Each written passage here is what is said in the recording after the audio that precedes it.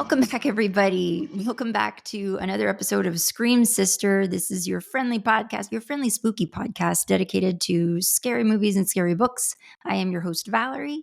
And I'm Veronica. And what are you looking at? Because the light in here doesn't work, and so it seems dark to me. I know, but nobody can see me, but except yeah.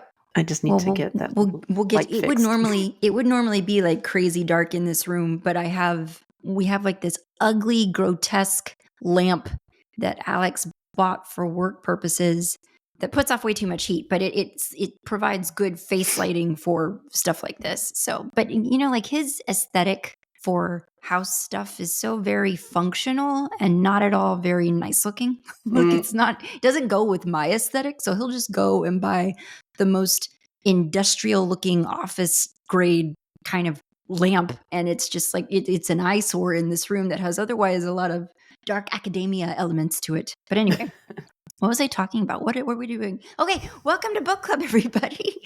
This is our third Book Club episode that we've done, which is so exciting. We're still alive and kicking. And so today we're going to be talking about Piñata by Leopoldo Gout, or Gout. Now, full disclosure, Ronnie and I have been mispronouncing this for a number of episodes now, but we're glad that we finally got it right and we're saying it correctly and more in line with how he himself says his own name. So sorry about that, Leopoldo Gout. But the book Piñata is what we selected and what we'll be talking about today. So right up front, this is an episode that's going to be loaded with spoilers. If you read the book, excellent, you can follow along with us. If you didn't, then you might want to do that before you listen to this episode, or just know that we're going to be fully diving in on that. If you like what you're hearing, if you want us to do more, if you want us to keep going, please give us a rate and review. Share the podcast with your friends. Share it on your social media. Follow us on your social media. So that's Instagram, TikTok. Where else, Val? Where else are we? Threads. YouTube, Threads. We are on YouTube. And we do post all of our little videos and stuff there, our clips and whatnot there. So, and eventually when we start doing actual video recording of these shows, that'll be on that YouTube channel as well. So, and the most important of all, subscribe. So subscribe, rate, review, follow us on the social media. Yeah. We'll probably keep going even if you don't do any of those things. Yeah, but I mean, you can't stop us. So yeah. Part of book club, what we've done so far anyway, and it was so much fun the last time that we're going to try to keep it going, is we pull together a little book club cocktail. So I'm going to spend a little bit of time, Veronica, talking about that. Today, like right before we started this show, I tried it for the first time. So I'm holding it up for Ronnie. I have my cocktail and I tried it. It's very tasty. And I'm pleasantly surprised because I'm not a huge vodka fan. I think we talked about this last book club episode. Mm-hmm. Not really super into vodka.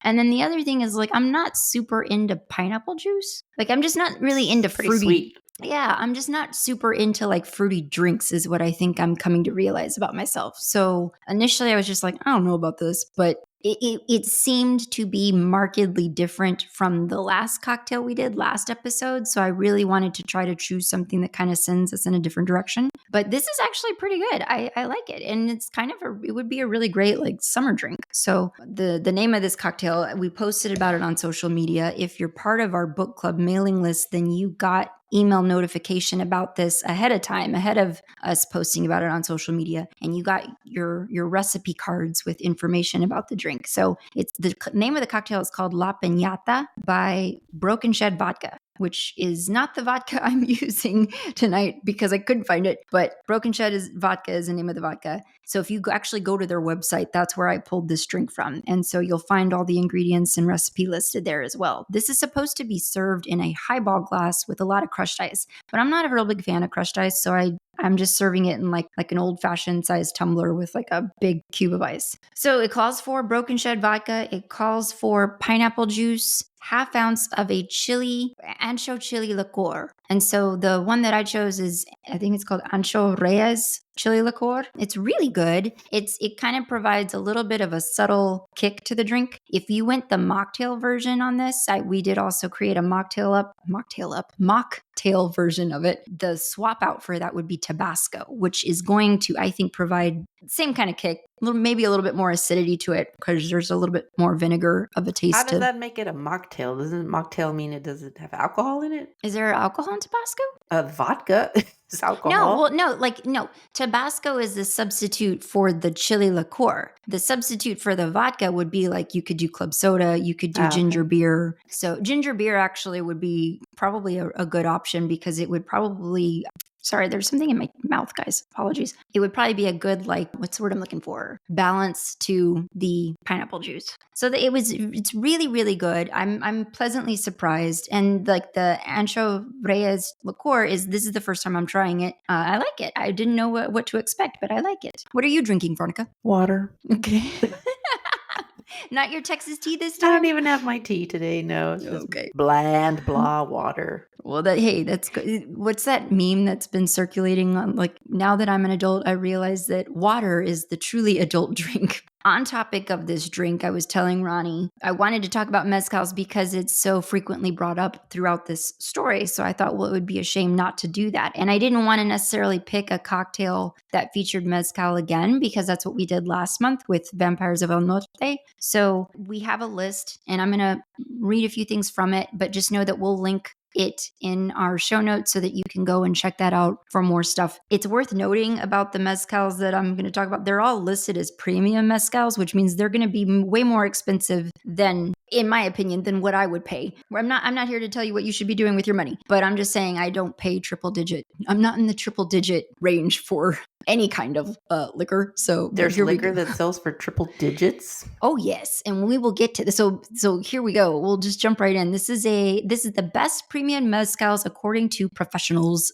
presumably people who work in the industry. So a couple of good mezcals from this list. There is one called Mal Bien, which is a label that highlights various mezcaleros from villages throughout Mexico. This one, you can typically find this on the market, Ron, for anywhere between $90 to $150. No, thank you.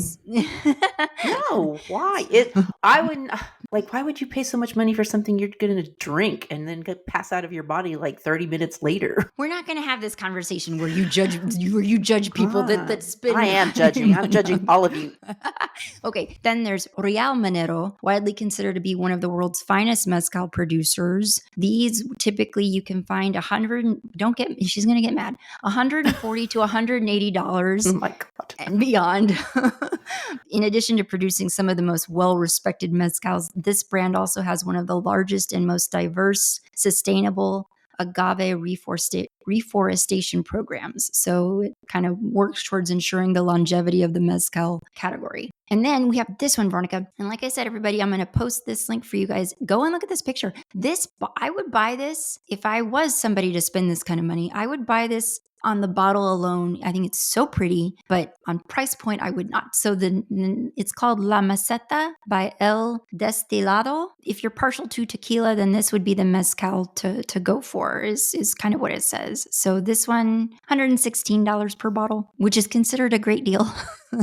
Sales deal. I would personally look for it to be marked down a little bit more but I would try it. La Maceta also has a savory grassiness to it that works well in like a mezcal based martini, which I've never tried mezcal in a martini. That's fascinating. I would do that. And then there's a couple more. We do start to get into more affordable price points. The one that we tried in the Vaquero cocktail that we did last book club, Del Maguey Chichicapa, I liked it. It's a very nice smoky mezcal, and that's going to be more in like your $40 to $50 range, which is about where I like to live. But there's a lot more in this list, so we'll be sure to include that for you guys. Veronica, I mean, and I understand that. Like, I wouldn't spend that kind of money either, but there are people like, I wouldn't even be spending the $40, $50 that you just... My spouse being one of them. There are people, like, not necessarily for this, but like for a nice scotch, like a nice scotch is going to go in your higher price point range. But what are the things that you would spend a lot of money on, Ron? Kind of things that are gonna last. I'm not gonna spend that kind of money for something my body's gonna excrete in like 20-30 minutes. That's literally money down the drain. You're literally peeing away money. We should probably read a little description of the book. It was supposed to be the perfect summer. Carmen Sanchez is back in Mexico supervising the renovation of an ancient abbey.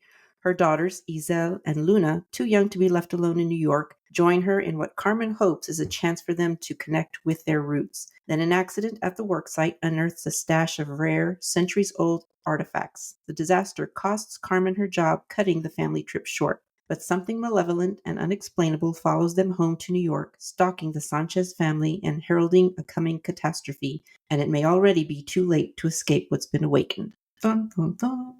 Because I heard you before we started the show, you mentioned that you listened to the book. So did you listen to it or did you read it? I started reading it on my own, but kind of like with Our Share of Night, I found like some of the dialogue just felt stilted to me when I was, reading it to myself in my own mind.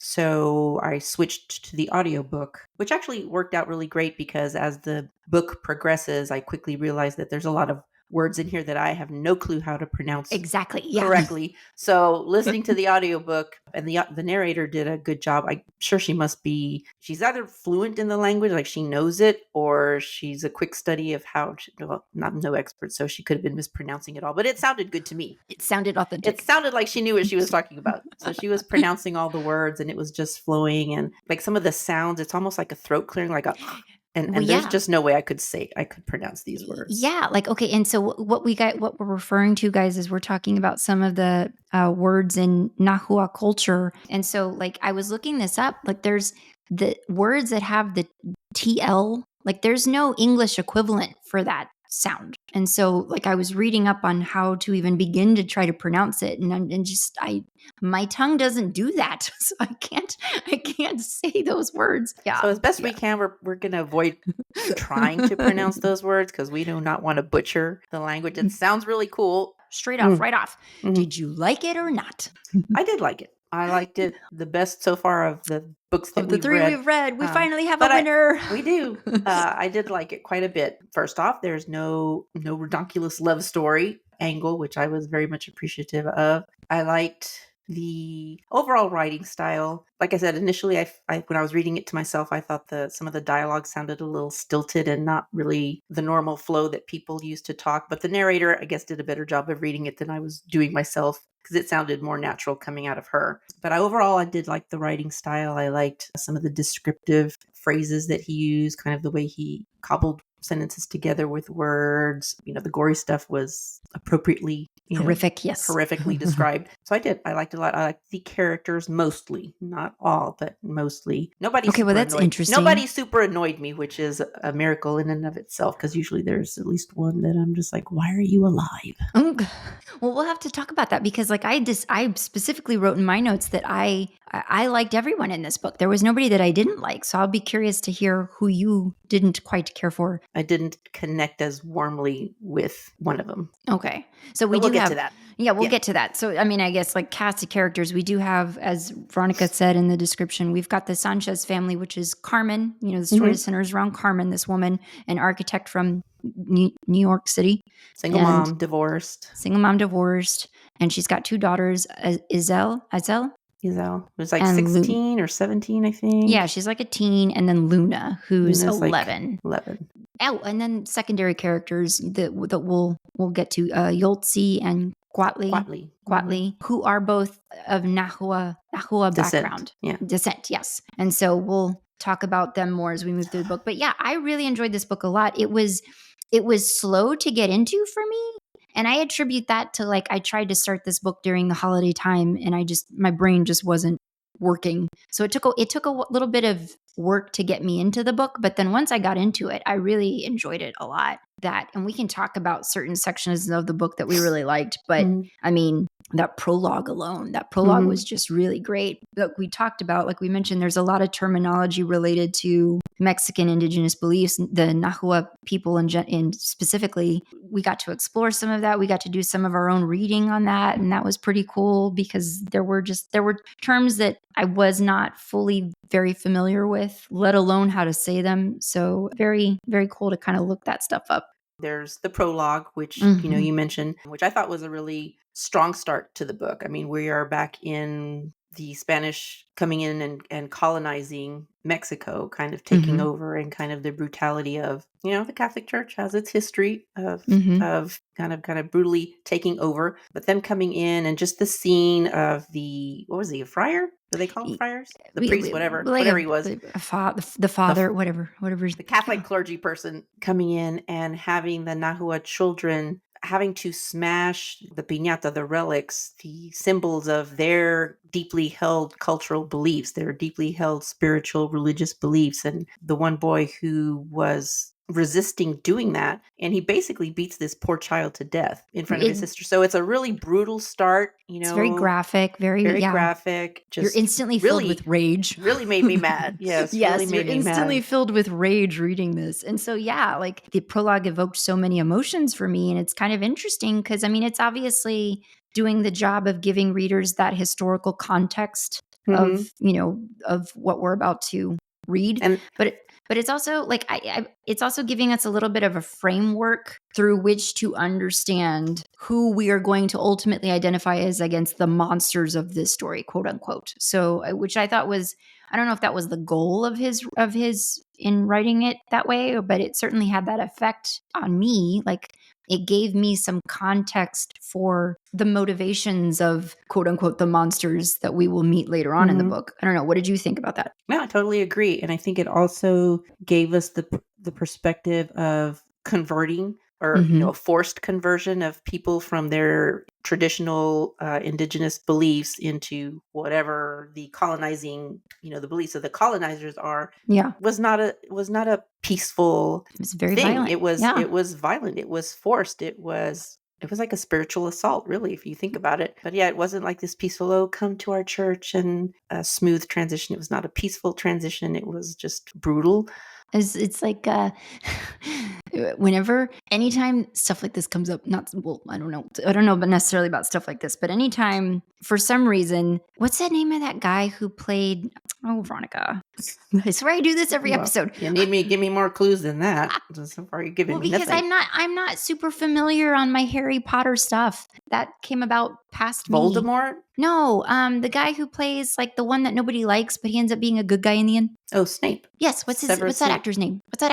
Alan Rickman? Alan Rickman, yes. And so Alan Rickman in Robin Hood, Prince of Thieves with Kevin Costner at the beginning of that movie when he's like, join us or die. That's always what I'm like. This is a long-winded way of me getting us back to this prologue and how the efforts of the evils of colonization were very much like join us or die. And it's also worth noting, this is, this story is yet another example of, and in my opinion, a very well done example of writing that really shapes the evils of colonization as the true monster, in my opinion. Evil. It's the attempted, and in this case, certainly, one could argue successful erasure of a people's history, of the people, of their culture, of their beliefs. That's a pretty monstrous evil, erasing someone. After that, we immediately. So what's interesting about the prologue is like it sets that time, and then it immediately jumps us into what we're dealing with is present day. Well, I think it's also crucial to point out that the little boy that the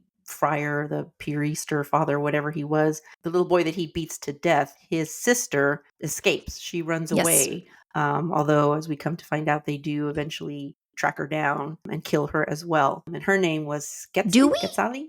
Do we? Does she get tracked down and killed? That's what I took away from, I think it was at some point Yotzli, when she's kind of seeing things or she sees that history of, a young girl kind of being, I think it was an older, I think she had gotten away long enough and maybe lived. We'll see. So remember then, she has that she sees that older, I don't know if she was older, but like an adult woman. But that they've tracked down. Yeah, I guess like what I was also thinking, because we'll get to it when we get to the end, but the end when Luna has that, she's no longer possessed anymore, and she has a dream. And in the dream, she sees a little girl running towards essentially her people. Like she runs toward, I'll pull the book out if I have to, but like I know what you're talking about. And I have actually several questions about the end. I have questions as well. But I didn't know if maybe that was intended to be like, that little girl's spirit is maybe at rest now. That definitely makes sense. Okay. Yeah. And then we jump into modern day, which actually I took to be like more modern day. But then I think at some point later on in the book, they reference the year and it's like 2027. So it's actually a few years forward. We're meeting Carmen and her family for the first time. She is an architect who is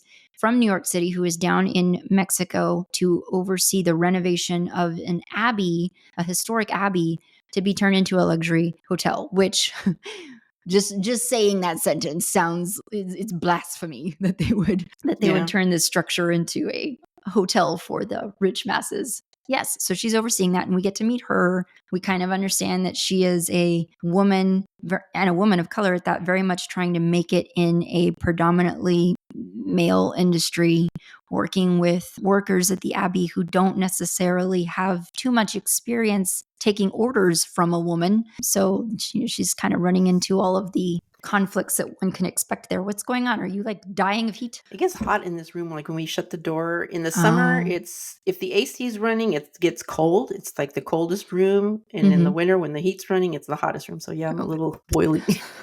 Okay. This is kind of where, and I don't know if this is where you said you had a little trouble kind of getting into the story, because it kind of slows down. Like after that really strong, brutal start, then we're kind of like, okay, they're in the market. She's having some, Yeah, we're building the world. Normal work issues going on. And this is where it kind of slowed down. And I was like, okay, when's something really interesting going to happen? When are we going to get some scary stuff? So this is kind of where the pacing kind of felt a little uneven to me. But I also, and I don't know, I guess I can say it now, Carmen was the one character. And it's not that I disliked her. I just didn't really connect with her because I felt like, number one, okay, so we're told that she was, this abbey that she's restoring, or they're turning it into a hotel, is in basically her hometown, Tulancingo. And so she was born there, she was raised there, but she never felt to me like that was true. She felt to me like an American, who was dropped in the middle of Mexico and just had no clue about how anything worked. Well, yeah. And that, but I guess what we're supposed to infer from that is sort of, again, talking about the erasure of culture, the erasure of her culture and her heritage in order to acclimate. For instance, I will reference our family, our family, the way that we acclimate into, the regions of Texas that we grew up in that are very much predominantly Anglo. I kind of took it as like that. She has acclimated to a almost unrecognizable degree for, the people who do still live in that region that she's there working with. But yeah, I agree with you that she seemed very, very fish out of water. Yeah, very fish out of water, and almost, I wouldn't call her snobby necessarily, but I don't know, she kind of had that air to me where she kind of felt like she was above the people around her. So I didn't dislike her, like I said. It's just, and then just as things, especially after they return back to New York, as weird stuff clearly is happening and she knows it's happening, she's just like, I'm like, lady, quit hitting the mezcal bottle, pay attention, call Yotzi or Quatli on the phone. So I just felt like she just was poo-pooing things too much for too long. To be fair, for anyone who hasn't read the book, to hear Veronica speak, you would think that Carmen is walking around drunk for half of the story. She's not. She's just this could be something that we're not necessarily conditioned to based on our growing up as we have in Texas, in South Texas, in freaking Christian fervor at times, that we've been surrounded by in our environments. But when she's in Mexico, and remember they go to that birthday party, that's where the first of the crap happens, and we'll talk about that. But everyone's pouring themselves mezcal. Maybe that's just what you do. And if you and I were to ever go and actually spend time in the regions of Mexico and not just along border towns, we would see that. I don't know. But to Veronica's point, when you are facing a spiritual crisis in your home, maybe put that away for a night so you can focus. Yeah, man. If you're seeing giant grasshoppers. Yeah, or the times where she would go and try to open Luna's door and it'd be locked, but she would clearly be hearing stuff on the you couldn't get me as a mom to walk away from that and be like, no, open up this door right now. Yeah. I need you to unlock this door. During this part, that of course Quatli is a man who. Have we met him yet? When do we meet him? Before or after the birthday party? Before. Okay. He has a conversation with Quatli because he's part of the crew that's working on the restoration or not the restoration, but turning the abbey into a hotel. So, and he's like a craftsman. I got the vibe that he's like a wood craftsman of some kind. And one day, well, I guess when the Carmen and her daughters are in the market. See, I don't know. I finished this book like several days ago, so some of the events are not real straight in my head and of when they happen chronologically. Whether or not one happens first or the other, they're both relevant and we can talk about them both. Let's talk about the birthday party. So for whatever reason, because apparently Carmen, the foreman of the job, Who hates her Joaquin, the most? was he named Joaquin? I think it was Joaquin, yeah. Just a kid. They butt heads, because he's kind of machismo and, she's a woman in charge. And so they butt heads. He wants to do things his way and the way things are typically done in Mexico. But for whatever reason, he invites her and her daughters to his son's birthday party. So Carmen and her daughters go. Luna starts getting on with the kids right away. They're playing a game of, what was it? Hide and seek? Tag? Something? Yeah, like something like that. Hide and seek. One of those childhood games.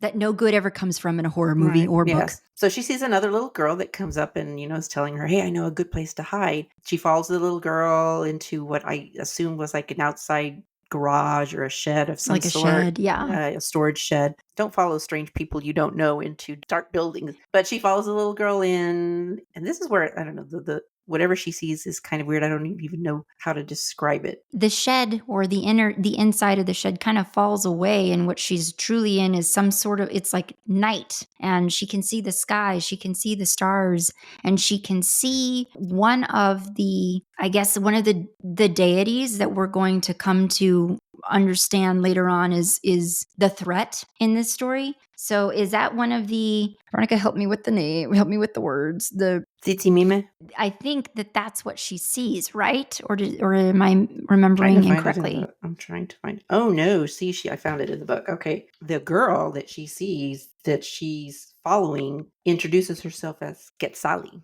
which is the name of the sister in the prologue, because nobody else seems to see this little girl. I didn't realize. God, we suck. I didn't realize she introduces herself. Yeah, she says, "I'm Quetzali. You're the and new that's girl the name of the little girl in the prologue. She even says the ominous words, "We've been waiting for you." She's telling this to Luna. "We've been waiting for you to arrive for so long."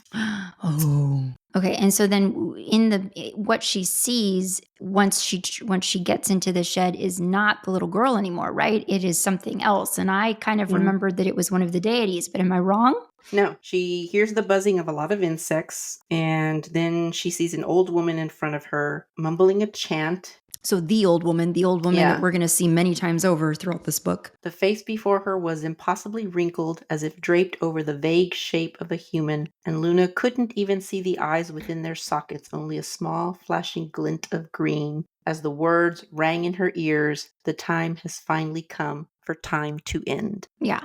And so, guys, it's worth noting, so the Sitsi Mime, okay, these deities, and I'm reading from a link that we're going to share with you guys, these deities associated with the stars, so referencing the stars that Luna sees above her once she enters this portal, these deities are portrayed as skeletal female figures, often donning skirts adorned with skull and crossbone designs. So, this is all going to matter and come into play later on as we move through this story. Yeah, I guess it's been long enough that I had forgotten exactly who she sees when she enters the shed and how it is the woman that we are going to see throughout the rest of this book. So yeah, I'd forgotten all that. And I for damn sure did not catch that the little girl introduces herself and that it's the same little girl from the prologue. So that's cool. And that's kind of the first supernatural thing that we encounter in this story, apart from what happens in the prologue. Luna seems to immediately start forgetting that this even happened, as soon as she leaves the shed, which is why she doesn't mention it to her mother. So she's excused from that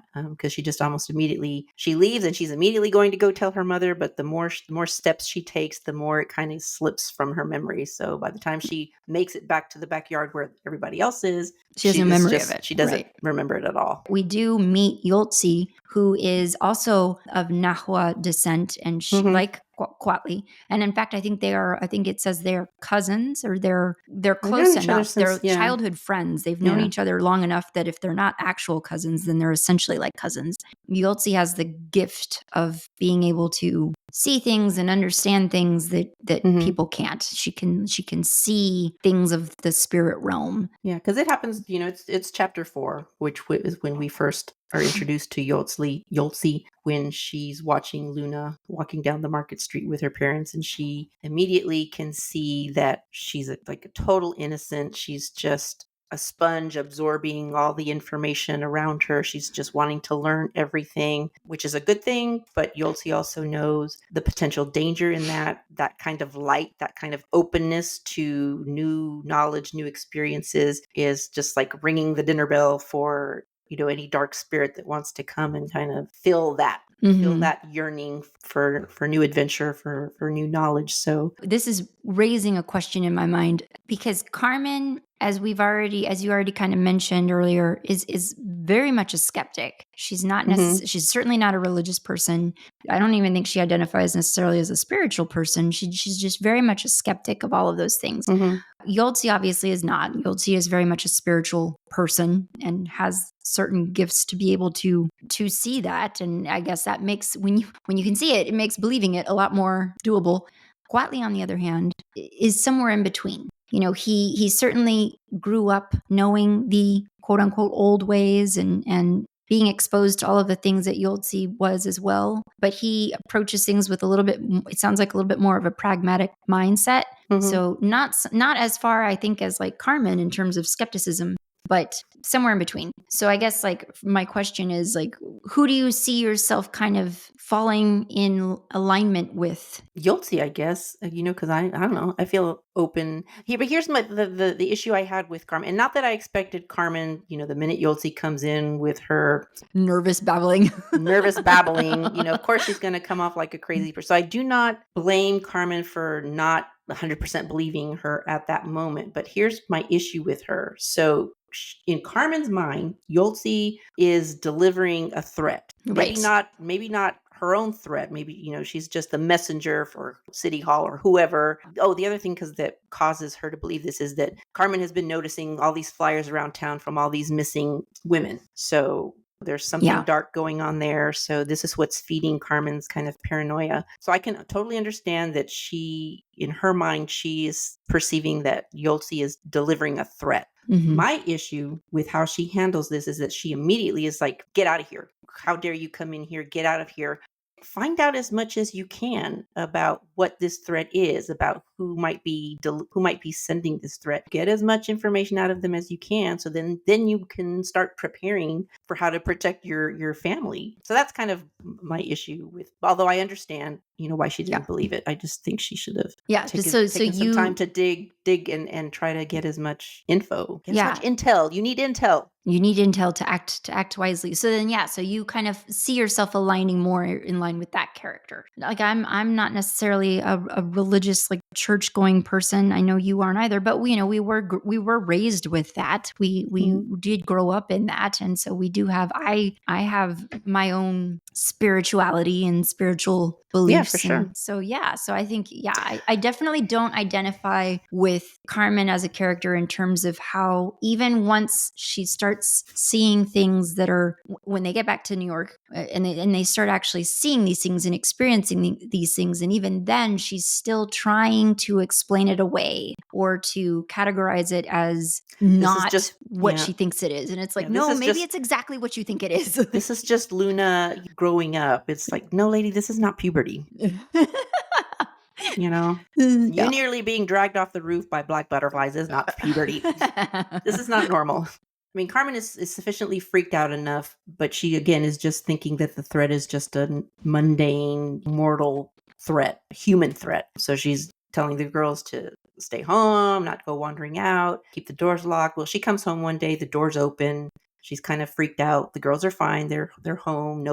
None of them unlocked the door. None of them opened the door. Carmen finds that jade bracelet, that green jade bracelet that will come into play later. And that is where we, Luna says that, well, she has noticed this, old lady, passing by and stopping in front of the house several times and kind of waving her arms around and some sort of chant. And then the other bizarre thing that happens at the work site when Iselle and Luna have come to visit their mom at work is that there's that scaffolding that falls, which kind of reveals like this hidden walled off alcove or room where they find, and this is where one of those words are that I don't know how to say, but it's basically the piñata, the clay pot that they find I'm in not there. going to pronounce that. I'm looking at it right now and I'm like, there's no way I can say that word. Yeah. That has the TL thing that has no English equivalent, so I can't say it. They find the piñata in there, and I'm not sure why she takes it. I don't know if maybe it started. At that point, she was already starting to, before the day that this Abby accident happens, the girls call up their mother on the cell phone and say, hey, we're coming to visit you. We're going to come visit you at the Abbey. So they start walking in the direction of the Abbey from their Airbnb. I think it's even like an Airbnb in the book. And Carmen is freaking out because she's like, I don't want you just out walking the streets because, as you pointed out, women are being abducted and being found brutally murdered. So it's not safe. So she goes out to try to meet the girls and then has this, again, it's another one of those experiences where, like Luna in the shed, like she's an out of time experience. Yeah, the world transforms and suddenly she's in this, like, I picture like a desert. It's not a desert, but kind of like vast nothingness. And she's running around searching for her children and she encounters that old lady. And, honestly, Veronica, in that moment where I was reading this particular scene of the book, I was thinking, she's going to realize that old lady is her many years from now. And she's still out there searching for her children. Drinking her mezcal. God, you with All the right, mezcal. I will leave it. That's the last time I will mention it. Things like that are already happening to them. And they don't, I don't know, like it would be freaking me out way more than it seems to be freaking them out. I would be talking about it more to somebody. But I mean, like there's always a moment where the protagonist of the story would do well to speak up and talk to someone about what's happening, but they don't. But I suppose if they did, then what would be the movie at that point? What would be the book at that point? That would get into like the final half of the book. There are specific things that I enjoyed about it. I liked the butterflies. I liked the swarm of the black butterflies, and the interesting way that he was able to take a creature that we associate with so much grace and beauty and not scary at all, in my opinion, and turn it into something terrifying. Make the wings be things that can cut you, and like I thought that was kind of neat. Very novel way to do that. So Luna, from everything we've seen, everything we've been told at age 11, has been just like this child of light. Yes. Happy. She's always in a good mood. She's positive. She wants to learn. She's just like this agreeable, wonderful, light-filled child. Coming back from Mexico, like literally practically overnight, we start seeing this sullen, kind of snappish, rude child. Your child has literally done a 180 degree in her personality. And when that happens, it's either drug or demon possession. So you are missing. Only be those two things.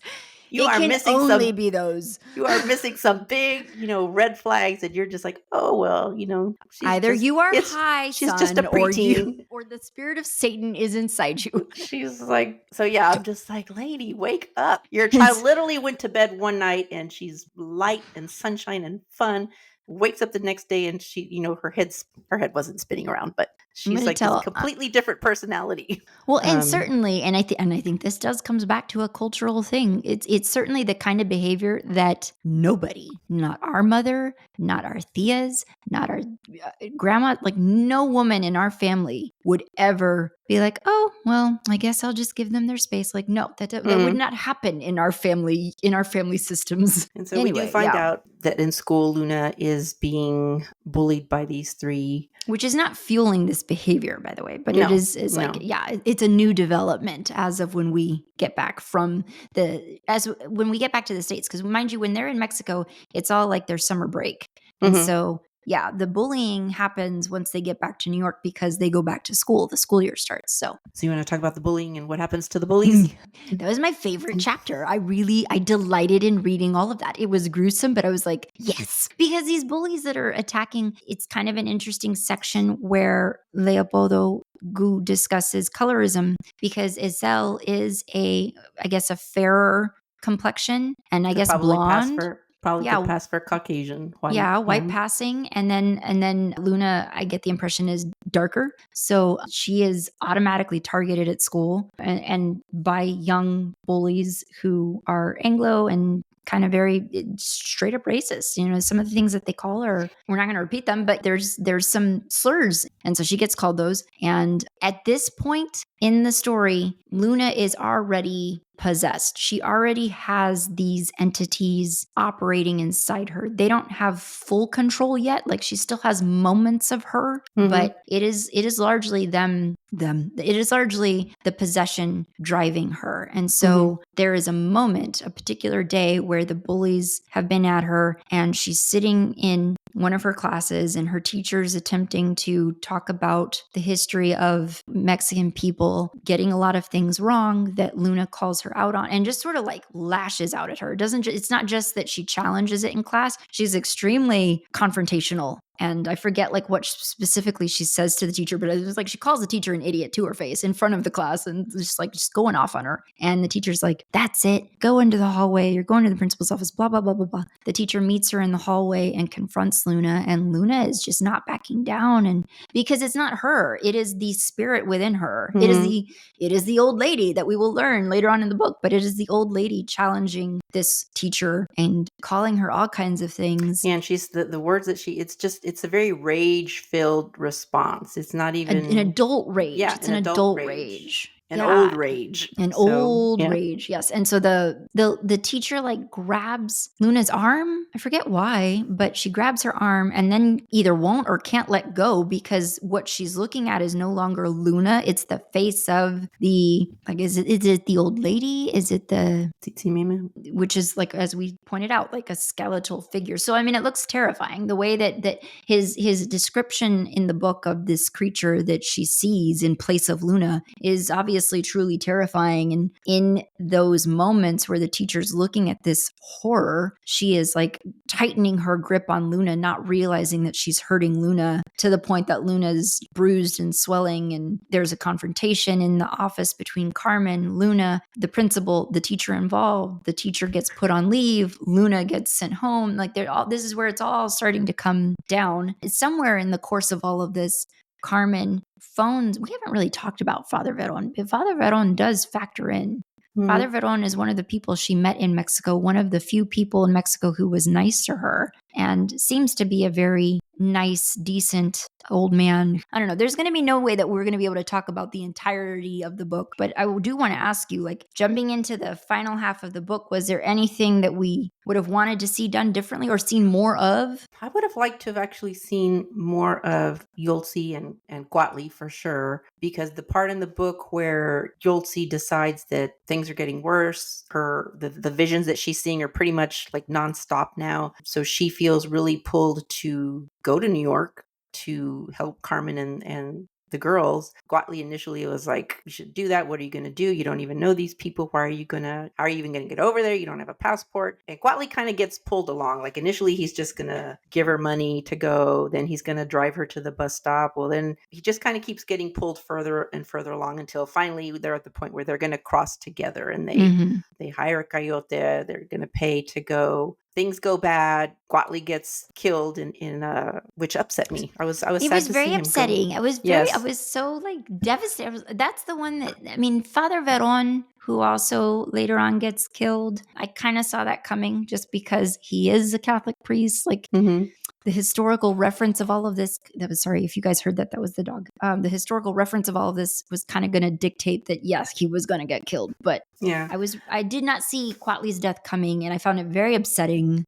Actually, at that point in the book, I was more invested in his and Yotzi's journey from Mexico and getting, into the United States, more than I was really concerned about what was going on with Carmen and the girls. I was actually more pulled into their part of the story at that point. I was really upset that he died. Right. It felt sudden, and it felt very unexpected. This was also the point in the book, because I was listening to the audio, but every night I would go home and kind of move my bookmark in the physical book so I could know. And at this point I was realizing there's not much of the book left. Like, how is he going to wrap this all up so quickly? And I do feel like the ending felt a little rushed. The middle part had been kind of this slowed down pace, and things were kind of evolving slowly. And then all of a sudden, it's like he hit the accelerator and we're like rushing to the end. So the ending did feel a little too rushed, too quick. And like the resolution for Luna was maybe a little too easy. One of the reviews we looked at kind of said the last 20 pages, you don't really know how it's going to end. And I agree with that. Right up until like the wire, you're like, how do we tie up all these How are we going to strings? wrap this up this fast? But there's not many pages I left. was very like, that was the death that really bothered me the most, was Quatli's death. And the whole concept where she's just like, yeah, I'm going to cross the border. I got to go help them. I'm like, we don't, and maybe it's different in 2027, but I'm just like, you don't just cross the border. Like, it's not a cat. Like, that's a serious thing with everything that we know about it in today's climate.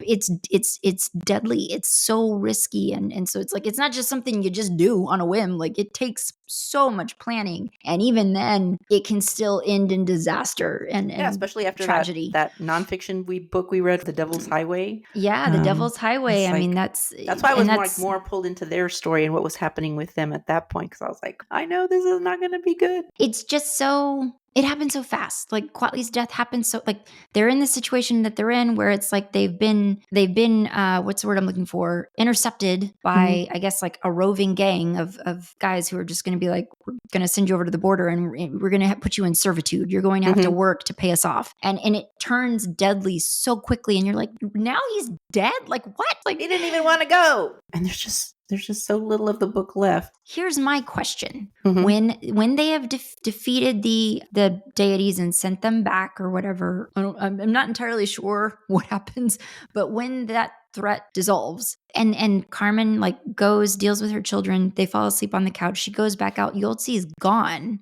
Where did she go? Veronica? Because she's not mentioned again ever. Like, what became of her? Was she ever alive in the first place? Did she die? Like, what? I don't think she died, but this is why I'm wondering, is there going to be a sequel to this book? Because here's what it says, the last we hear of Yoltzi. So she's walked away from the house because Carmen does see some bloodied footprints leading away through the snow, but it's snowing, so the footprints quickly get covered up, so she can't continue to follow. But we do see the wind whipped in Yoltzi's ears along with the whispers of the past. Thousands of years of history and ancestral memory were still thrumming through her mind. The deed had been done, catastrophe averted, but something still drove her onward. Yoltzi was only dimly aware of her body moving through the gray blizzard's gloom like it wasn't really hers. She felt her own subjectivity slipping into the flood of the many within. They told her to keep moving, so she did. They told her it was all far from over. So, and that's the last we hear of Yoltzi. So clearly, but where does she go? It doesn't say, but clearly she's not moving of her own volition. So is she now possessed, but maybe by more benevolent spirits? I don't know. It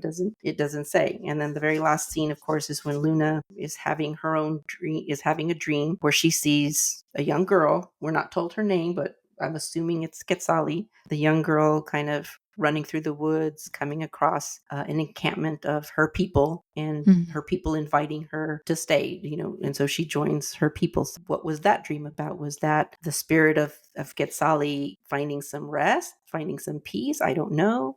Well, and maybe moving out of, because one of the things that's referenced in the book is Mictlan.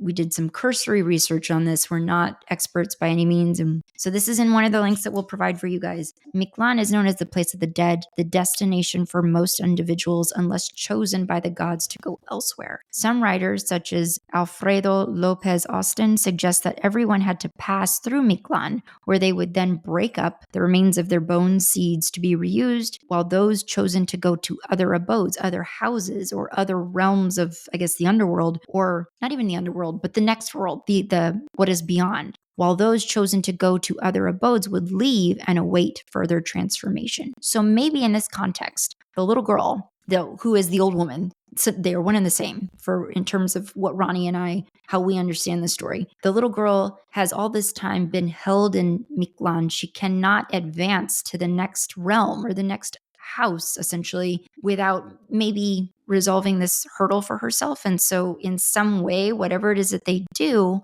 they're able to put her at peace so that then she can finally cross over to the next realm where her people are, right? Like Right. But that I don't makes know why. sense. I don't know why she's at Let's peace, pretend and that's it.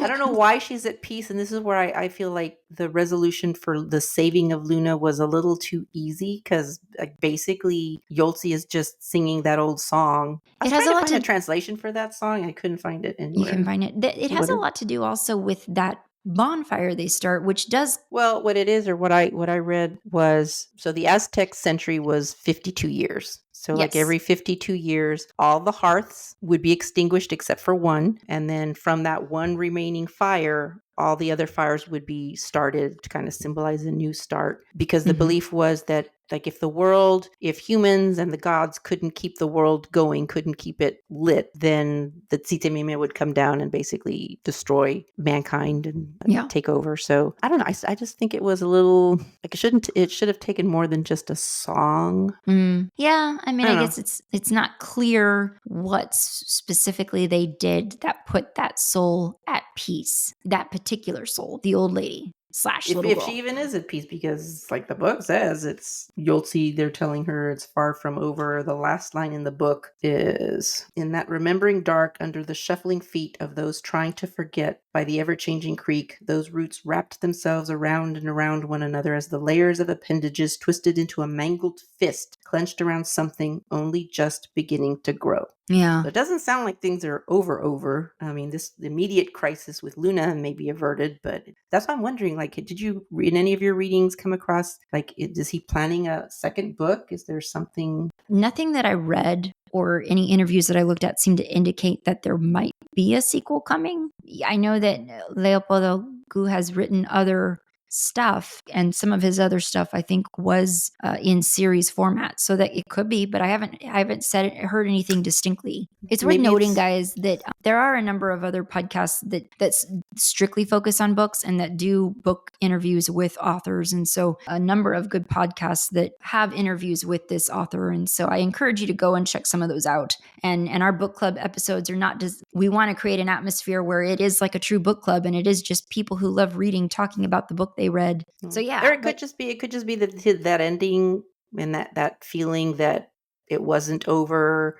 Could just him, his commentary on the fact society that, and yeah, society and the issues with race and the issues with injustice and erasure of the cultures. simmering resentment that still percolates through that, it's not over. It's still It's not ongoing. over. Yeah. Yeah. Yeah. There's one thing I wanted to make sure we mention. There is a number of good reviews that we've got linked for you guys. One of them from the Los Angeles Review of Books. And it says Piñata is a fast-paced horror story that draws on history to give it a depth and a sense of scale that similar stories often lack. And by incorporating real-world, that's a really hard word to say when after a lot of talking, real-world violence into the plot, Gout elevates the novel into something much more than it needs to be to succeed as a possession story. As much as readers might find comfort in the conclusion of Piñata, they will still be left haunted by the knowledge that so much of the violence these characters face exists everywhere.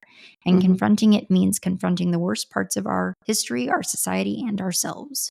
You know what was interesting? And I thought about this just the other day. Like, I finished this book last week, but I was thinking about this just the other day, how much Yoltzi and Quatli and their relationship dynamic reminded me so much of the little girl and her brother in the prologue. Because just like them, Quatli dies, just like the little boy dies. And the little girl escapes, which, or escapes at least for a time, as Yoltzi has as well. Like, Yoltzi lives on and gets away. Who knows what lies next for her, but it's history repeating, kind of. Circling back to something you said about the prologue, is that the prologue gave us a framework of understanding the motive for why the Tsitemime, the spirit of Quetzali, are seeking this revenge. So on the one hand, seeing what happened in the prologue, seeing what was done to the Nahua people, we understand that anger. We understand that need for revenge. And so in the one sense, you want to root for them. But then by the same token, the author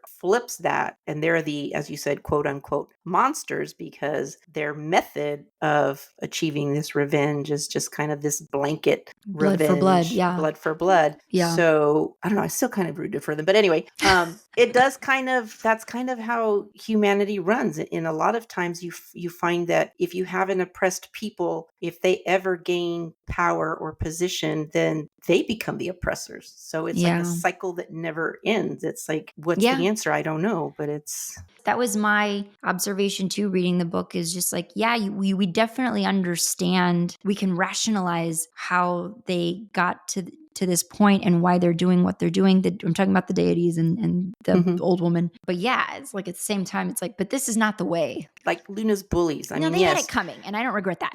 Well, I don't know that they deserve that. They deserve some form of punishment, but I don't think they deserve to be murdered in that particular way. Yeah, it was all some pretty gruesome deaths, but I mean, throw them in jail or but beautifully whatever, told. I mean, from a horror standpoint, it was very, very true. It would be a very good for movie, the genre. I think It would be. That's what I thought too. I was like, I want to see this as a movie. I tend to think that about all books that I like, though. I'm just like, put it on the screen, you cowards. Overall, I enjoyed it. It was a good read. Oh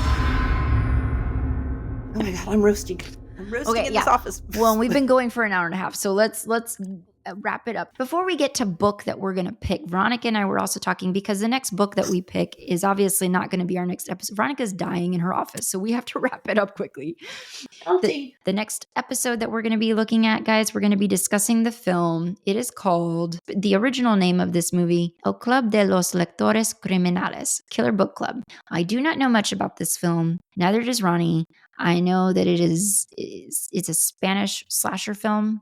Came out in 2023. It does look to have a lot of young people on it. What I've read about it thus far is kind of indicating that it might be somewhat of like you're kind of a Scream horror film, which I liked Scream. I like the Scream franchise, so that works for me. But anyway, Killer Book Club in English, that's what it's called, and it's available on Netflix. So we're going to give it a go. We're going to watch that one and talk about it. Our next book will be The Devil Takes You Home by Gabino Iglesias. Buried in debt due to his young daughter's illness, his marriage at the brink, Mario reluctantly takes a job as a hitman, surprising himself with his proclivity for violence. After tragedy destroys the life he knew, Mario agrees to one final job: hijack a cartel's cash shipment before it reaches Mexico. Mario sets off on the near suicidal mission, which will leave him with either a cool $200,000 or a bullet in the skull. So that'll be it. And generally with our books, guys, we generally take like at least a month to get those read. So thank you for tuning in. We will see you guys at the next one. Don't forget to find us on social media.